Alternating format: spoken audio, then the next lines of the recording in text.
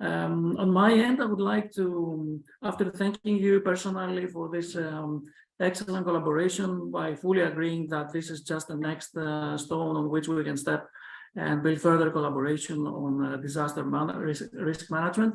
I would like to also offer an overview of the scope of the mission from the Greek side, let us say, and then pass the torch to Professor Berik for filling up further on the purposes of this joint endeavor. So with your permission, I would like just to share my screen and show you pretty much some slides summarizing what we have been doing and what basically you will hear over the next couple of hours. Just to verify that you can see my slides clearly to move on. Yes, but let okay, Ms. Anagnostakis to make the introduction, and then you can start the presentation. I think Ms. Anagnostakis already made a brief introduction about myself, so I took the liberty to move on and save some time if you're happy with this. And actually, what I wanted to say was that the purpose of this mission from the Greek side, now talking as the representative, let us say, of the National Technical University of Greece, even though I also have a dual position in the UK, but from the Greek side was a genuine effort to help in any way we could, both scientifically and on a human basis, because this has been really a situation that I doubt that we have ever experienced at that scale in Greece.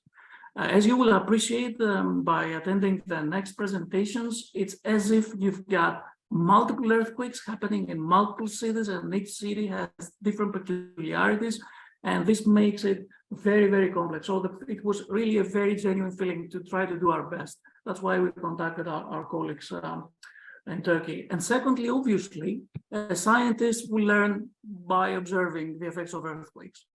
So unfortunately, earthquakes, apart from the scientific means and the tests and the studies, are the most valuable ways in order to understand what are the best practices, if you like, and what doesn't work very well in order to improve ahead of the next earthquake.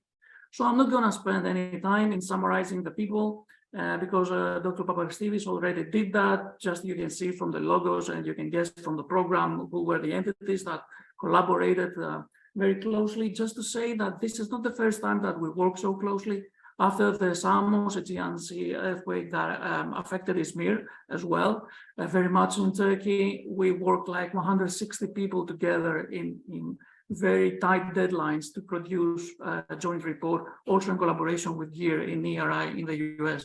So this is continuous collaboration that we very much value. Dr. Chakir explained how important this was. I'm actually amazed that this system was set up so quickly. We used it in collaboration with AFAD. We found it very handy, easy to use, I would say. It's pretty much FEMA based, very close to what we also do in Greece, but it works beautifully with respect to uploading data and gathering all the harvested information into a central repository. So with this app, we managed to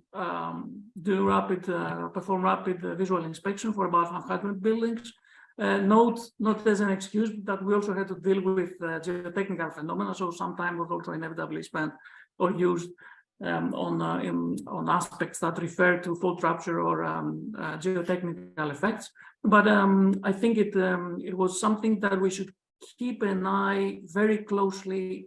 Maybe we should keep on talking, Ray, on this, bringing you in contact with the Organization for Earthquake Planning and Protection in Greece with respect to systems that can help rapid visual inspection data. On the side of the Hellenic Association, we also had our own app with a different purpose. It's an open repository. If you wish to get access to all the data that have been collected through previous field missions, feel free to send an email to the Hellenic Association from the formal website of the Hellenic Association for Earthquake Engineering. This was essentially duplicating the data that we were gathering for scientific purposes as we're doing statistics ahead of, let us say, the development of observational or empirical fragility curves in the future. We've been covering many different earthquake cases in, let's say, Southern Eastern Europe, and these results, this data is quite useful for educational and research purposes. Again, it's an open repository. Feel free to join and ask for some information. Now, a few things ahead as a heads up, if you like. You will attend the presentations regarding the seismological background. Obviously, you will hear a lot about the East Anatolian Fault and what has been the seismicity of Turkey and the particular region that was hit by the specific earthquakes, how different ruptures propagated in this region, and how the different smaller and larger faults created a series of earthquakes.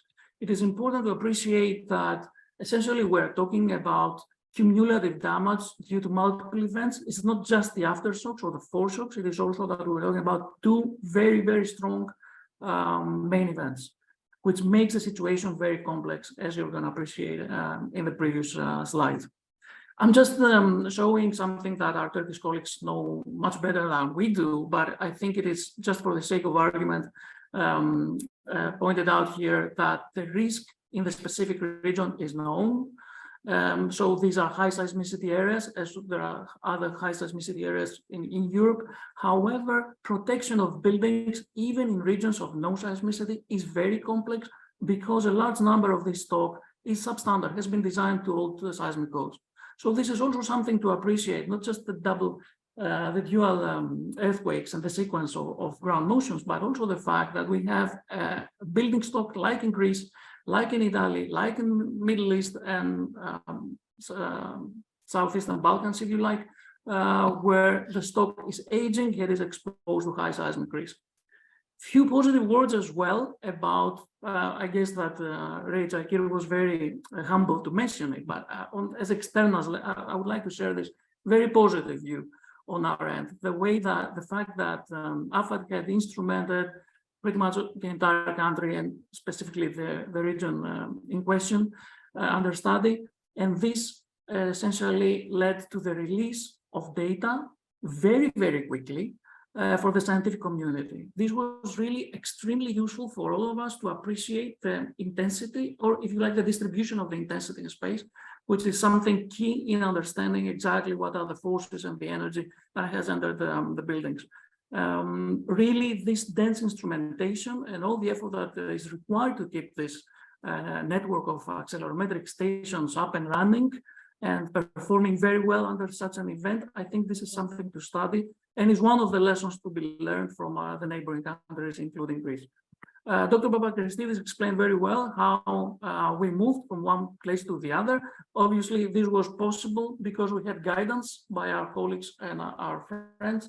I would like to again mention Professor Erberik and Professor Suçuoglu from Middle East Technical University, who guided us on where and how we should manage our human resources and our time in order to have a meaningful field mission in the minimum possible time. So I'm not going to repeat where exactly we've been. You'll appreciate later on, but I think this was a quite intensive program. In terms of structural damage, just some photos, you will see many of them. Obviously, the number of buildings that have collapsed is, I would say, almost unprecedented in terms of scale of the problem. There are things that you can see like pounding of buildings because of the density of the earthquake, but also because of the extent, like I said, of the extensive area that suffered big ground accelerations that were close or exceeding 1G, for instance. So you can see pounding of buildings, which is more frequent essentially than in other regions because of the large percentage of buildings that collapsed. So, I mean, as an example, in the photo on the right, you would not easily see a shear wall failing out of plane, but this is because the nearby building collapsed. So with such a high percentage of buildings collapsing or suffering extensive damage, there is a secondary level of damage because of the interaction of buildings among themselves, which is something very, very challenging to address, actually, given that there's not much you can do, actually, given the lack of spacing and the joints between buildings in densely populated areas. You will hear about masonry buildings and heritage structures and overall problems that exist that are also very, very challenging for such structures to resist accelerations and forces of that level. Obviously, it would be very hard for them to perform without problems. Right. Minimum damage, and also damage to infrastructure. Visited a number of schools. Buildings. I would say that the schools perform pretty well.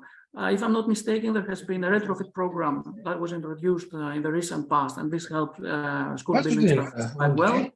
But also you will hear about geotechnical damage and soil structure interaction effects, tiltings of buildings in Gölbaşı, and how this have been prevented or not, given the size, the extent of the problem. This is something that will be presented by our geotechnical colleagues later on. So this is just a heads up for you to understand how complex and devastating, and I would even say depressive from a human point of view, the situation had been. So this is something that really urges people to bridge and to cross any bridge that can be crossed, essentially scientifically, in order for that phenomena to the effects of this phenomena to be mitigated in the future. Liquefaction phenomenon in Skanderun, surface faults that have been repaired close to the airport, and so forth. Few words as a closure, as effectively as food for thought, let us say, for future discussion during this webinar.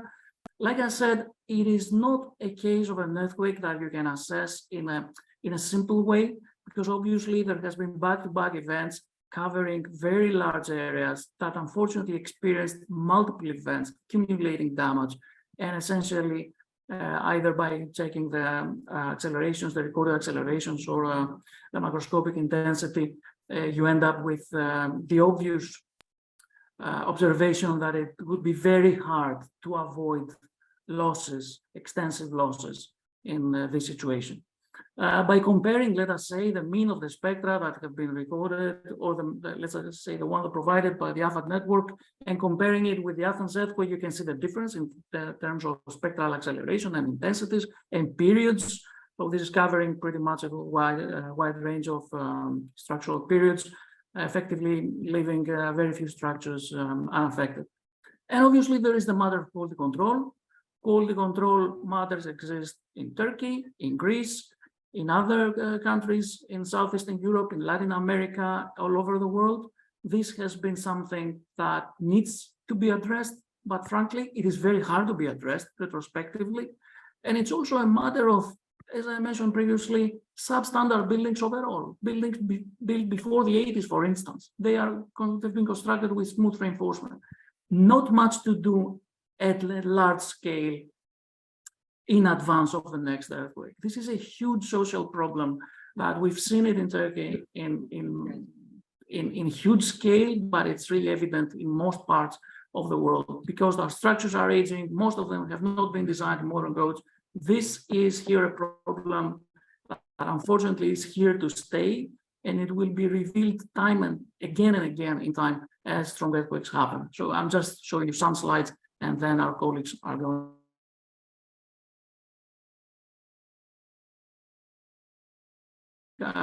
appreciate the distribution of structural years of construction, let us say, periods of construction in different cities during different eras. That makes it the discussion pretty interesting, whether how much is the percentage of old buildings essentially in different regions. Something also for the Greek audience, there are some structural systems in Turkey that are slightly different than the ones that are used in Greece. For example, you can see flat slabs here, essentially slabs with resting on multiple quite large columns, but not necessarily with shear walls and definitely without beams. This system has been performed in a specific way, and you can see more details about that. That's quite of an interesting difference, but also there are success stories. For example, seismic isolation of hospitals. We had the opportunity to visit a hospital under construction. You will hear more later on. With the isolation being activated and essentially breaking the pins and mobilizing the protective isolating mechanism. And overall, hospitals in Turkey performed very well, were operational next day, which is actually the performance objective that we're looking for critical infrastructure. So there are also things that have worked very well, things that we learn and we can say that they are working well. I would be very keen to listen more about the tunnel form. That's something definitely not used in Greece. Similar structural systems, similar to lightly reinforced shear walls, if you like, according to the Eurocode. It's kind of a different almost precast construction that performed very, very well. So there are things that, like in any case, maybe didn't work very well, other things that work really very well. But again, it's the size of the problem that essentially exposed every simple difference and every simple weakness of the system. Just the final slide, you can see a new building designed with proper shear walls next to rubbles, essentially indicating how important the seismic codes are in preventing damage. The numbers are really scary in terms of loss, structural damage, direct and indirect, human loss, restoration time. It will take a lot of effort for Turkey to recover. We are really, in every way, we would be looking forward to assist our neighbors and friends scientifically, and I guess in every other opportunity we've got. Like it was already discussed, we're looking to strengthen our collaboration ahead of the next earthquake, wherever it happens. So with these slides, and instead of just thanking once more the people who were the heart of this operation, of this field mission, I will just pass the torch to our colleague, Professor Altuğer. He's a professor at the Middle East Technical University in Ankara. He's also the president of the Earthquake Association in Turkey, one of the two associations that exist in Turkey. And he has been the person who helped us tremendously get the perspective of the problem and make this reconnaissance mission feasible. So I open with thanks, and I just stop sharing my slides, inviting our friend Altuğer to proceed with